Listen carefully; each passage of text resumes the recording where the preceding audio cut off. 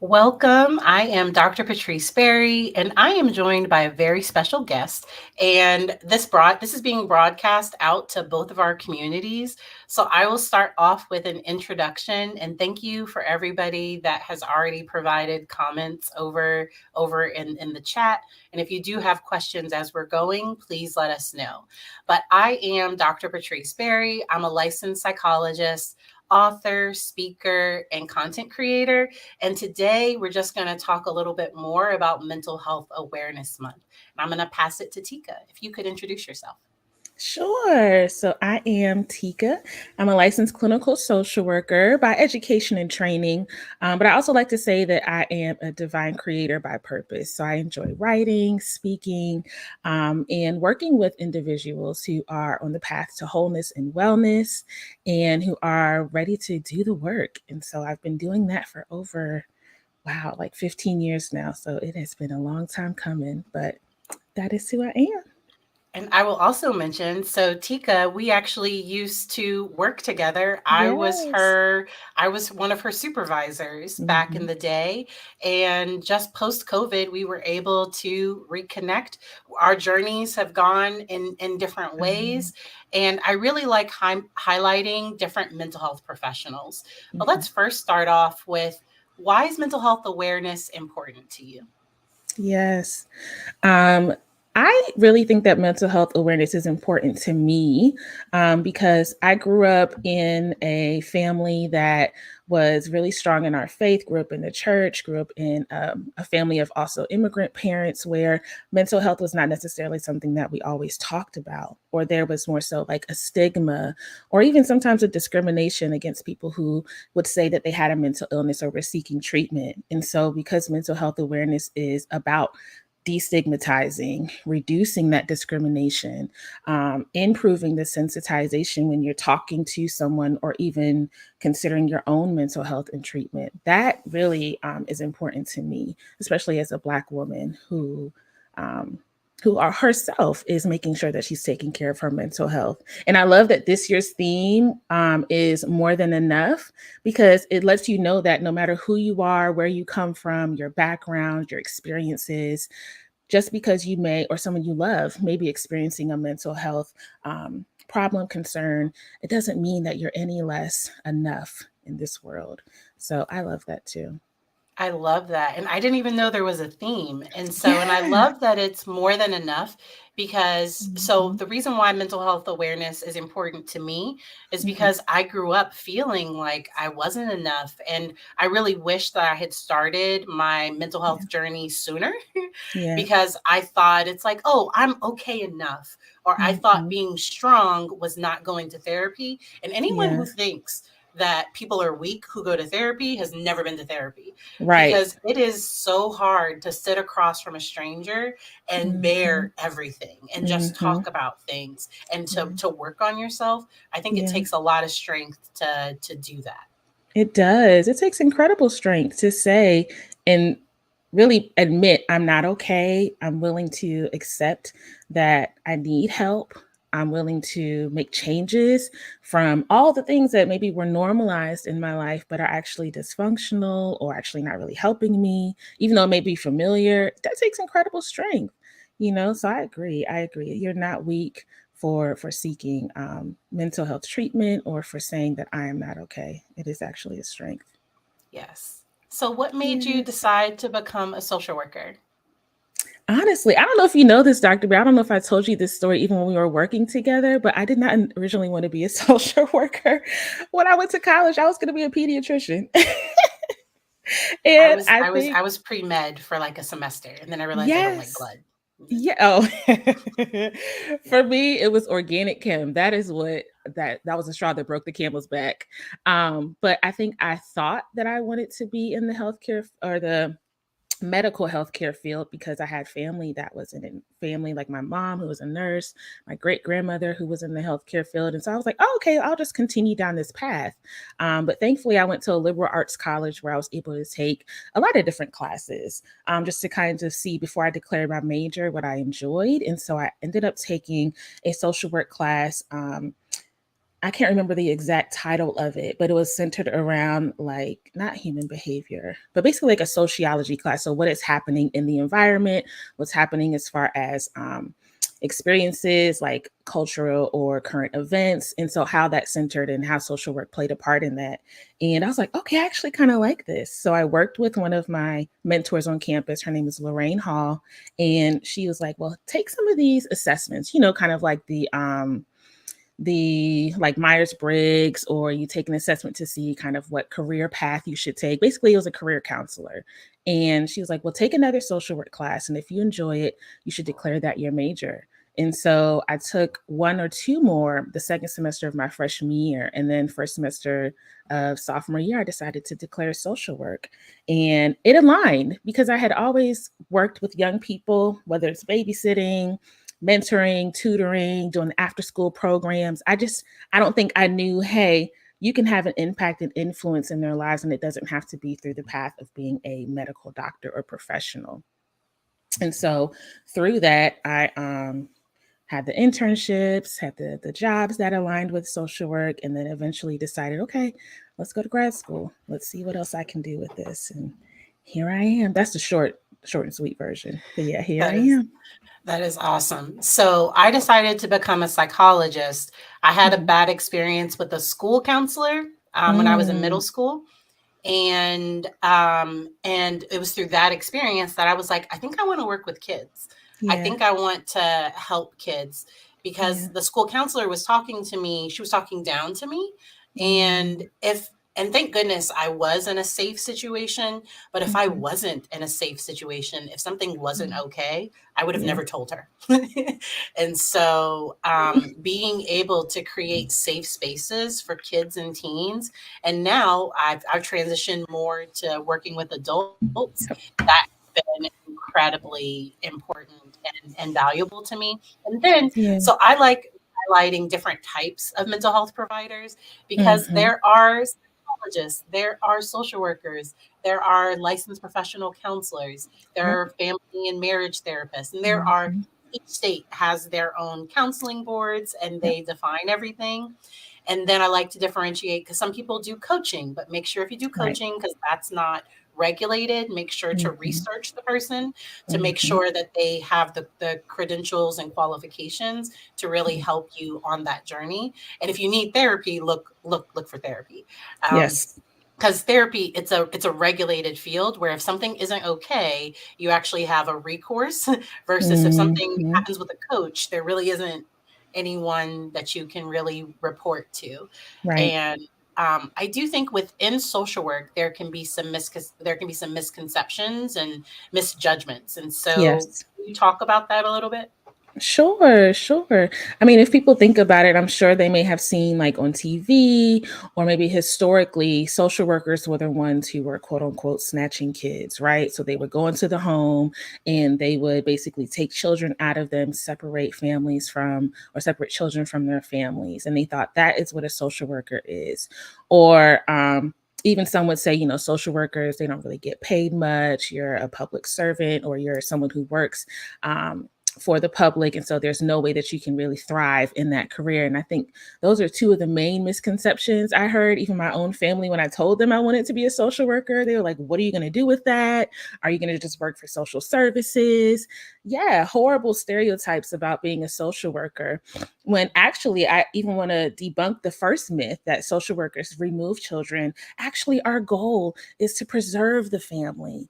Yeah. And so in our those kind of efforts, so those who may work for child protective services or for social services, their goal is to equip the family, is to give them the tools and the resources they need so that they can stay together. If a child is in danger, of course you want to prioritize that child's health and wellness. And so if that means maybe separating for a moment, of course, because that child's health is priority, but the goal is to reunify. The goal is to give the family, the parents, what they need so that they can bring them back together. And so if people were to just kind of turn off the TV or do a little bit of research, or even ask a social worker, they would see that that is one very small experience, but one path that a social worker can go down. But social workers don't only just work in like social services. They And can work in, yeah. And then also I like, because sometimes social workers that work in social services might Mm-hmm. actually have a bachelor's or a master's and not be Exactly. clinical social workers. Because I think Right. there's a difference between a clinical social worker and Mm-hmm. then a social worker at CPS or Adult Protective Services, Right. or a different agent, or even the school social worker. Yep. Many school social workers, depending on your state, depending on everything, Mm-hmm. sometimes they might be licensed. I Mm-hmm. know in Virginia, our social workers are the ones that typically deal with the more significant mental health concerns within a Mm-hmm. school versus the guidance counselors, because the guidance counselors also don't always have to be licensed. And Yep. so I like talking about these different things, because I think sometimes we hear counselor and we Mm-hmm. assume, oh, this person's licensed, or we hear Right. social worker and we assume, like, sometimes we can make different assumptions. Yes, a lot of assumptions take place. And I like how you differentiated between that as well, because that is one difference between a social worker who is a licensed clinical social worker that can independently practice. And those are typically the ones you may see who are therapists, who are mental health therapists, who are psychotherapists, versus a social worker that you may see in the community or in a hospital or in a school. And even in hospitals, majority of the time, some of them are even licensed, or even the ones that are care managers or case managers. And so there is a broad experience and background to being a social worker. So yeah, but those are two of the main misconceptions I see, is that social workers take kids, or that social workers won't really be able to thrive and make a living in society. And within my field, I think with Mm-hmm. being a psychologist, Mm-hmm. I think sometimes people think to go to therapy, they have to go to a psychologist. So I Right. have so many people that call, and then people get psychologist and psychiatrist They get it mixed confused. up. And Mm-hmm. so sometimes I get calls for people and they're like, I need my medicine. And I'm like, oh no, That's not wrong what I do. person. In my state, because there are Yeah. some states where Mm-hmm. psychologists can prescribe. I don't want it. I don't want prescription ability. That's not, because you have to learn so much more. Like, there is, Uh-huh. being a prescriber, there's a lot that goes into that, and it's just Yeah. something that I don't really want.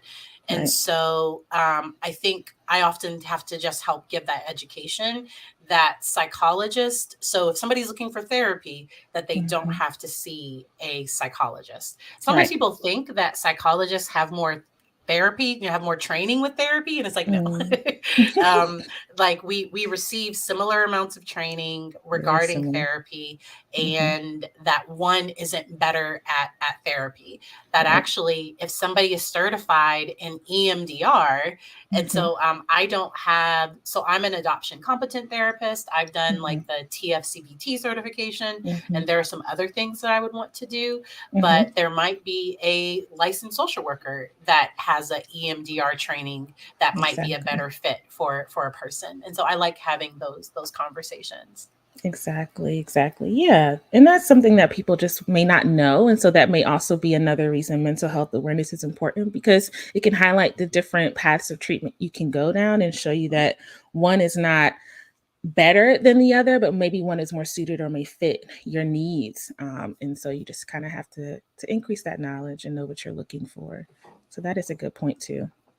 So let's talk a little bit about the work that you do and any things that you're Sure. kind of passionate about with the work that you're doing right now. Sure.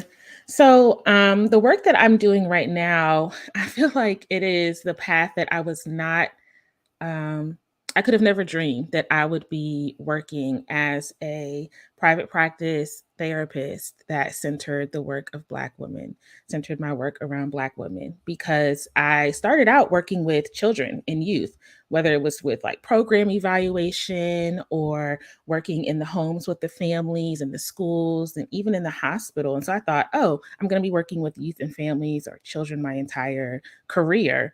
But there was a point where I took a leap of faith and decided, hey, let's go down a different path. Let's decide to open a private practice. With your experience and with your background, you can have impact and influence here as well.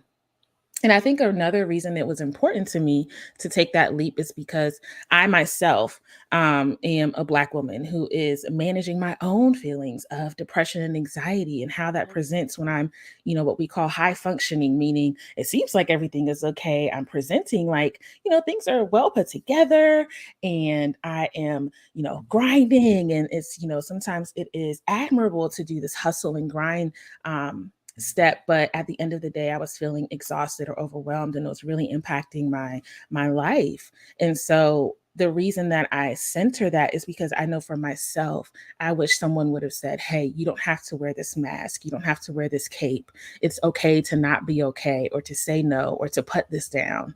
And so my work centers that those Black women, because I hope to hold that space for them, to say, hey, here, you're not obligated to do, you're not obligated to wear a certain title. You don't have to come here and be mom. You don't have to come here and be the stellar and star employee. You don't have to come here and be the amazing wife. You can just be yourself and get the tools and equip yourself so that you can return to being those great roles. But that's not the sum of who you are. Let's get to what it is that is impacting the core of who you are. And so that work has been something I've been passionate about and centered for about, I would say, 3 years. I wouldn't even, let me take that back. I wouldn't limit it to 3 years. I think I've been more intentional about it in these 3 years because of the private practice. But even before that, I feel like I had an awareness that I really wanted myself and those who are around me to feel safe, to not be okay. Yes, yes. And thank you to everybody that's over in the comments. Hella Swanky, hello, hello. We are so glad to have a guest today. And if you're catching up on replay, go ahead and catch up. But I love that you found a way to shift what you were doing. So I did a very Mm-hmm. similar thing. Yep. I started working with children and families. I also started with in-home, and I really enjoyed doing that type of work. But then I realized that, oh, wait a minute, if the Yeah. adults aren't okay, the kids aren't going to be okay. And that Yeah. really, I during COVID was when I Mm-hmm. really started working one-on-one with parents, with Mm-hmm. a lot of people that just so happened to be, they were coming for their own therapy as they were Right. trying to manage, their schedule and their kids' schedule and all of those things. And they were starting to fall apart. And Mm-hmm. understandably, because I would tell them, I'd be honest and be like, I'm an essential worker and my kid is in daycare. Yes. like okay, like, Patrice, how do you do it? Like my Right. kid, my I'm kid's in I'm I'm daycare right trying. now. Yeah. And Yeah. there were about, during the whole time, I think there was like 2 months that I was home. And Mm-hmm. those 2 months, it was difficult, and it really took using all the skills that I had, and then also going Mm-hmm. back for my own therapy at times, Yeah. just to be able to get through it. And so I really like being able to normalize and show up as Mm-hmm. my authentic self. Because when I Yeah. was in grad school, I used to straighten my hair to go Uh-huh. on interviews. I would never wear like huge, big, bulky earrings. There are times that I wear jeans on a Monday because I'm still Dr. Yes. Barry. If I have on, because I used to only wear jeans on Friday. Like I would only, Casual Friday. I was so in my head about all of Yeah. these different things. And then working for myself freed me to be able to talk about things that are really important to me, Yeah. like, different inequities and different Mm-hmm. passions that I have. Mm-hmm. And so I'm glad. And can you remind, you said divine creation, what was Mm-hmm. that thing you said at the A beginning? divine creator. Divine Divine creator. creator. So, okay, there's a story behind where even that identifying label came from. I don't even call it a label. I think it's a purpose. Is when I did take the leap of faith to quit my job. So that was December 2019. I didn't really have a plan Was that B. leaving me? You quit? Was that No, no, no. I left. it was before I that? left. Okay, I left good. working with you. That was. Can you believe it? That was March. No, what was that? That was December of 2017, I, I can't because it was remember. right after I think I got my license. Okay. Yes, that was, oh gosh, that feels so long ago. Um, But no, this was December. This was a couple years later, and I didn't have a plan B, so I was driving Lyft. Which actually, now that when people ask me, that was probably one of the most fun times of my life. But and it was right before the pandemic, so thank God I was able to make a shift after that. But I was kind of scrolling Instagram, and a college friend of mine had been posting about how she was like. Her name was Monique, and she said she's like Monique 3.0, and this was like her way of saying like I have went on a self-discovery journey. I feel like I'm more aligned with my purpose, and I'm excited to pursue my dreams. And I'm asking her like, well, what did you do? Did you read a book?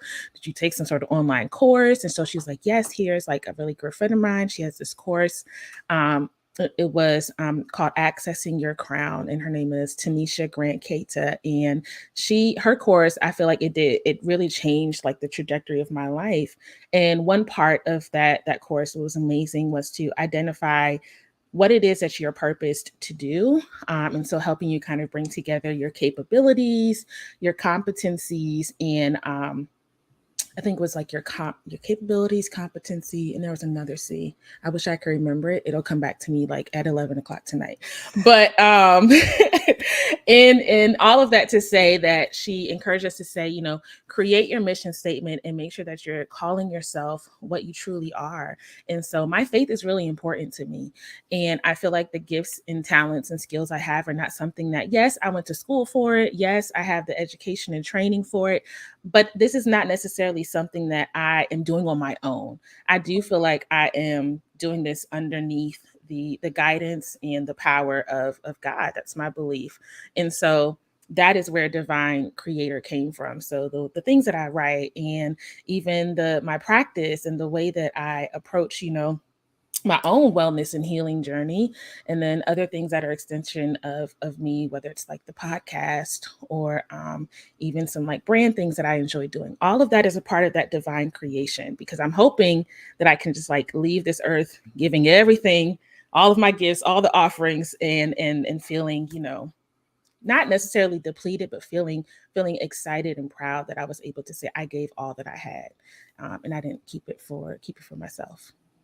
And that just reminds me of just living out the purpose or having a Mm-hmm. mission, because I think Mm-hmm. when things get hard, it's good to know that it's for something. Because Yeah.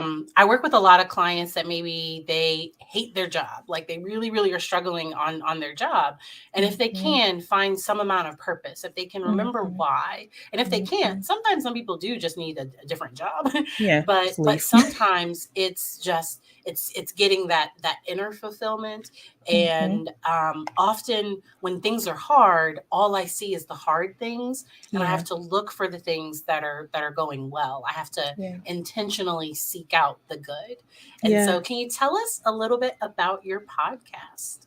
Sure, sure. So, and the podcast, I think, is one of those things that I'm able to say, okay, this over here, I feel like it's the intentional good and purpose, because even though I do feel excited and I feel really grateful that I'm able to be on the path that I am, it's not easy. Sometimes it is hard, sometimes it is stressful, sometimes I am tired, and I'm just like, how am I going to do this today? But the podcast, I feel, was a space where I could tell my story and encourage others to tell their story. And so the podcast is called Here We Are. And Here We Are, the title came from one of my other really a modality, an experience that I'm passionate about is mindfulness. And so about being in the present, breathing in the now, and not necessarily just avoiding the past or the future, but letting those inform where we are now as well. And so part of the tagline for the podcast is remembering where we've been, knowing where we're going, and then taking up space in the present through the art of storytelling. And I launched the podcast very recently, April of 2023. But so far it has felt like someone said in the comments, like a passion project. I'm enjoying it, having a really good time.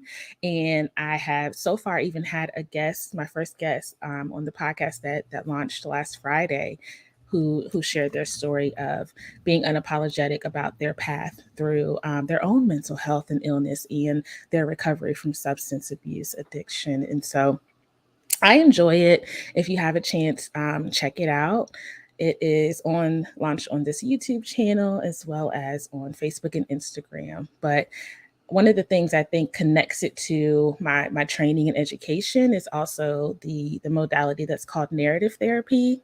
Yeah. And so, kind of bringing yourself outside of the problem or maybe the experience that you've had, deconstructing it, and maybe rewriting or finding the purpose in that story, and taking control of it instead of letting it control you and how you show up in the world.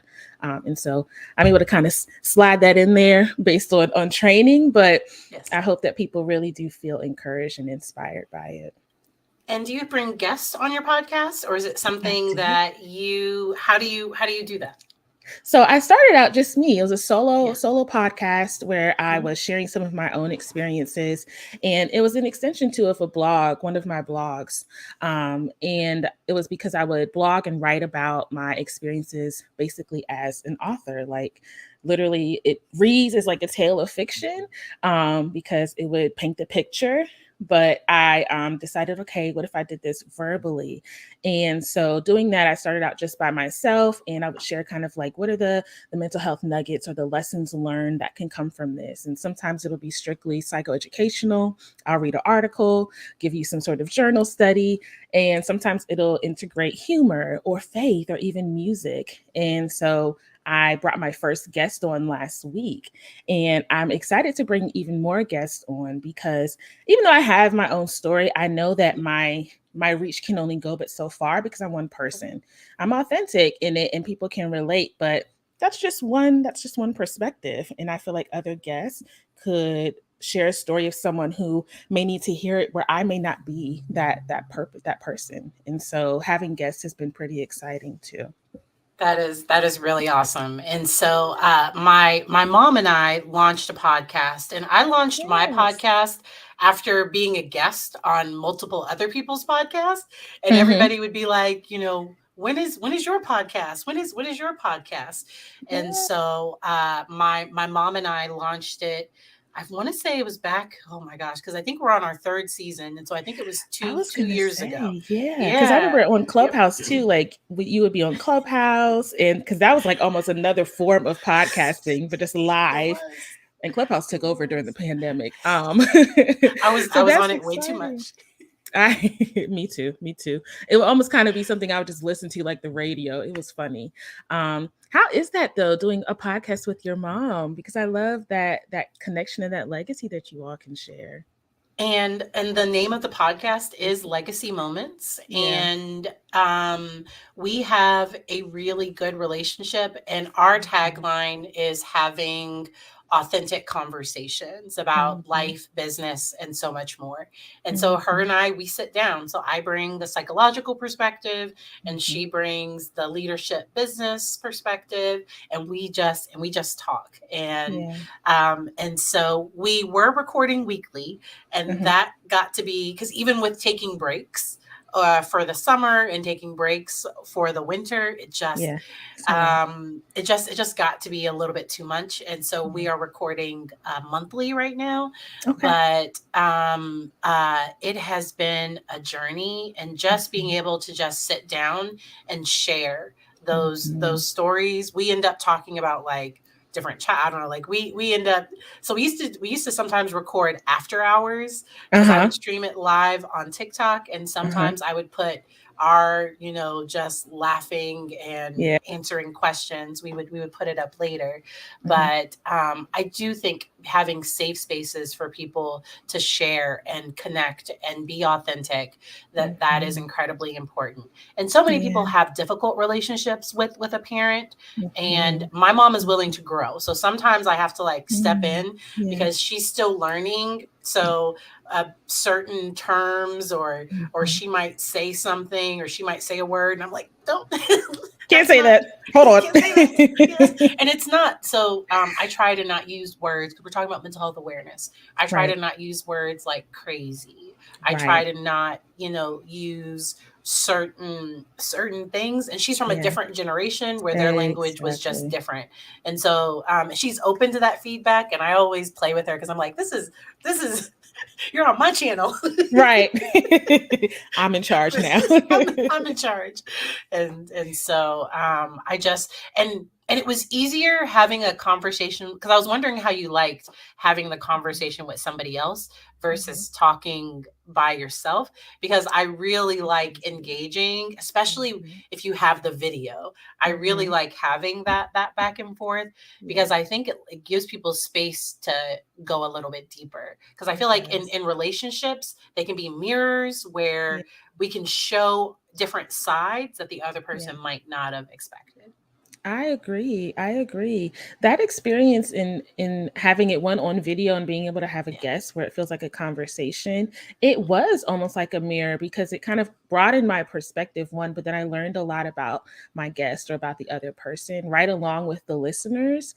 And so in hearing them authentically share their story, the goal was like, okay, yes, we have to encourage others, but I had to take a step back and say, well, this is encouraging me as well, or I'm learning a lot about myself and the guest as well. And a lot of times there's like a personal connection between this. Like my first guest was my cousin, but I would learn so much about her journey that I did not even know. And we're family, you know?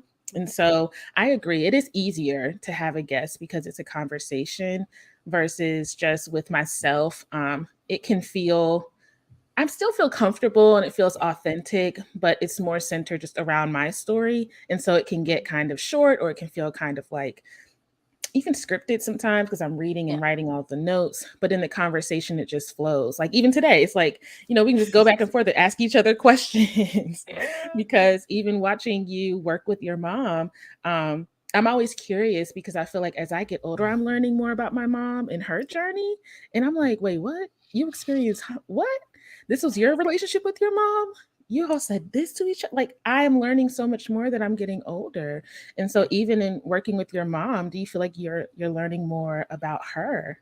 So, in finding my authentic self, it was good Mhm. for me to learn about because there can be generational trauma and there can also be Mhm. generational resilience, but Mhm. learning a little bit more about her story. Yeah. So, when I first became a psychologist, I would sometimes make myself small, or Mm. I would, because I had a tendency of coming across intimidating, or I don't know, like sometimes, and now I love it. I love to say, I'm not intimidating, they were You're intimidated. Like intimidated. it's Yes. like that's like you That's own not me. That's on you. your That's you. that's not me. Mhm. And Mhm. so and I used to engage in a lot of people pleasing, and a lot of that was a Same. trauma response because Mhm. my mom, so she attended like integrated, so we're thinking like my mom attended integrated schools where Mhm. schools had only been integrated for a certain period of time Mm. within Mhm. her area. Thankfully Yeah. it was all safe for her and she Yeah. didn't run into any Yeah. major issues or anything, Wow.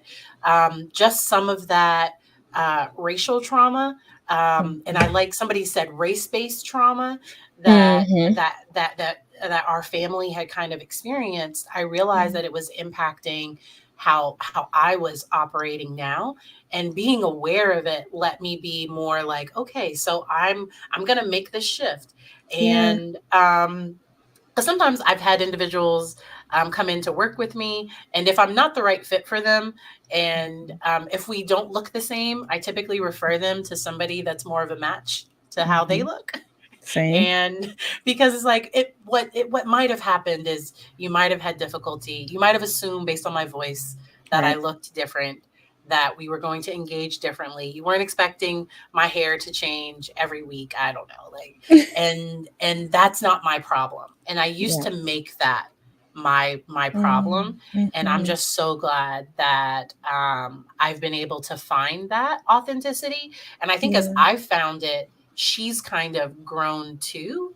And Mhm. because my mom, she used to like dye her hair black, and now she's loving, she's a Embracing full the head of gray. gray. She is Yes. just like I, because she's 60. I'm not going to tell her exact age, but she's in her mid 60s, Mhm. because people see her and they're thinking like, oh, she's like 40 or 50. I'm like, no, she's my mom and Mhm. I'm 40.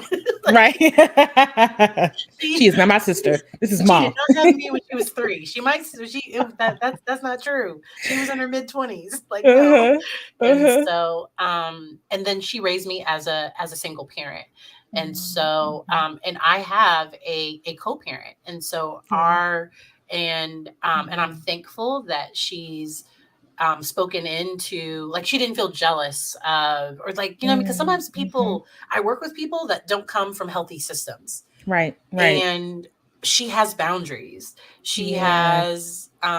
She lets me have a voice. And I say let Mhm. me, but like there are people that can't have a voice within their Yeah. family. And so I Yeah. really like broadcasting that Mhm. relationship. For sure, for sure. That is really encouraging because you're right. Not everyone has that healthy mother-daughter or even parent-child dynamic. And so seeing that, I hope gives others hope for sure. It'll be interesting if I was to bring my mom on the podcast. Because I feel like being a child of two immigrant parents, the notion or the ideas around mental health and mental wellness and even just sharing your story, there's a huge no or stigma around that. I think that it's broadening, and I'm really Yeah. thankful that my mom and seeing me, maybe even I'm modeling some of that authenticity and that vulnerability. But I know, like, growing up, I would not have been able to ask her the questions about, like, what was your relationship like with your mom? Yeah. Did she ever tell you that she loved you? Or what are some experiences you had when you were growing up in Jamaica that you feel like affected you today?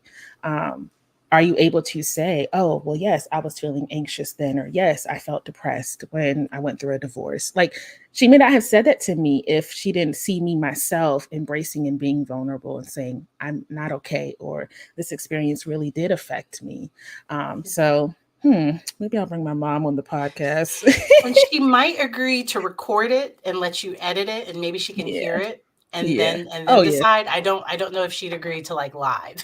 Probably not. She's definitely going to say, I need to hear it first.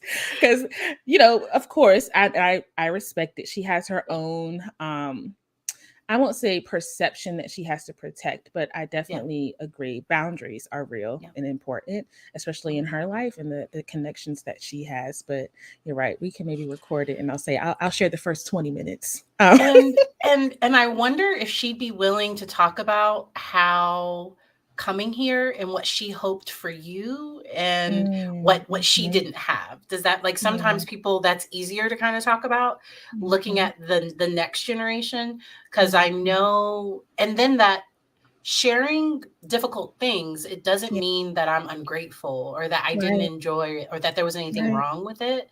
But I do. So I work sometimes with immigrant families, and Mhm. there can be these.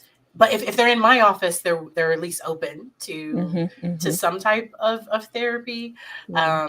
But it can be difficult, and I take Mhm. those boundaries very very Very carefully. seriously. Yeah. Where I'll never forget doing a feedback session and the Mhm. family calling, like, the family in the other country.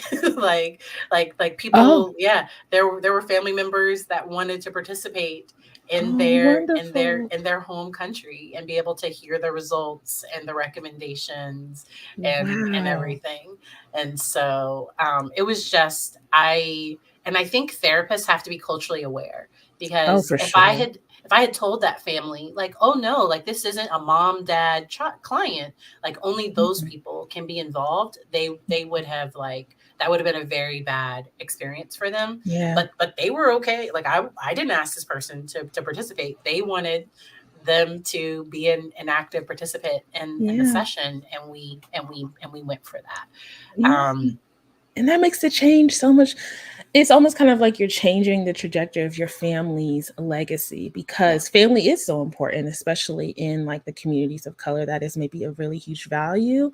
And so even as you're making changes and you're embracing, your awareness and destigmatizing mental health, it is also almost kind of like the butterfly or ripple effect. It's now affecting the other generations or the other members of your extended family, and you could imagine what that will do for the next generations to come. I love that, and I agree, therapists definitely have to be culturally aware of that, and and not let their own biases or their own ideas and interpretations of what this treatment should look like or what family should look like, let that get in the way. And I think that's another reason I enjoy being in private practice, because I am allowed to do that, because in some spaces the red tape is it can be very stifling, and it Yes. can keep you from like I had a one of my best friends, Stephanie. I was having a conversation with her. Stephanie also worked with us, and I was talking to her about a client who I thought would really enjoy going to a spiritual service. Yeah. And it was something that I knew, like the church or the pastors. Yeah. And she said, "Well, this is something that you, if you feel like it would be helpful for them, then maybe you should tell them about it, because just because there are red tape or people or things that say, hey, you have to keep this separate, because they are someone who relates or identifies also as a Black woman and is sharing with you that their faith is important, it's okay to say, hey, maybe you should take this step, or maybe you should experience this, because it aligns with what you want, your preferences and the treatment. And that authenticity too, and that freedom of being able to say, I see you, I honor your culture and your traditions and your values. I personally feel like that makes even deeper change and impact. Yes. All right. And so we're going to go ahead and start wrapping it up with some Okay. final thoughts. And so I'll let you think about yours. And Okay. so, just based on our conversation today, my final thoughts for anyone listening, especially anyone that might be thinking about, I think maybe I should talk to somebody, or maybe there's this thing that I haven't brought up with my therapist that I really should bring that thing up. To me, I view therapy as, these are the skills that I have, and this is my Mm-hmm. problem. And there's a gap Mm-hmm. between the Mm, skills I have and the skills that I need for my problem. And a therapist can come in and with support, because the client does the work. I right. tell my clients all the time, I can be the best therapist in the world. And if you stay this, like if you don't do something different, like things are gonna Nothing be will change. Yep. nothing's going to change. Like, you do the work. So I'm Yeah. just here as a support. I am here as a cheerleader, a coach. I'm here to guide you along the way. As a Mhm. therapist, I don't give people answers, because Mhm. often people are like, I don't want a therapist to tell me what to do. I have never, so unless it's safety. So Right. safety is the only time where it's like, ugh, we Let's gotta trouble. we gotta Mhm. talk about this. And then, because I just ask questions, it's like, do you think that came from a healthy place or unhealthy place? Mhm. And if it Mhm. comes from a healthy place, all right. But if All it's coming right. from an unhealthy place, maybe this is something we need to kind of address and work on. Yeah. But Yeah. what are your final thoughts for people today? Well, one, I hope that people see, like we said in the beginning, that admitting that you're not okay and that you may need to talk to a therapist is a strength. That vulnerability is a strength. And it essentially will change your experience, because, like you said, if you recognize that you're experiencing a problem, your day to day functioning is to the point where it's really affecting your relationship with yourself or with others. It's affecting the way that you show up in the world, or even the way that you see and believe the stories about yourself. Seeing a therapist is a great place to start. And although I am a therapist, I hope that people also know that therapy is not the only way that you can make changes in your life. It works in tandem with other things. So whether you're seeing a doctor, whether you are, have a strong support system, whether your faith and your spirituality is a part of that, it's an entire, almost like an ecosystem that works together to help you make a change. And so your mind is connected to your body, and then your body is in this world. And so integrating all of the things that can support changes in your life is so important. So I hope that people hear this and feel encouraged as well. And where can people find you? So people can find the podcast one. Here we are. It's called Here We Are with Teka, Teka, on YouTube and on Facebook, and then on Instagram it's under the Here We Are Pod, short for podcast. And then my practice and the wellness brand is Soul Empowered Wellness, and that is across all platforms as well. Nice. And I am at Dr. Patrice Berry, Instagram, YouTube, TikTok. I have a lot of fun, the YouTubes and TikTok, but no, and well, Instagram right now. Yes. But I am just so grateful that we were able to meet up today. And I hope everyone enjoys the rest of their day. Thank you.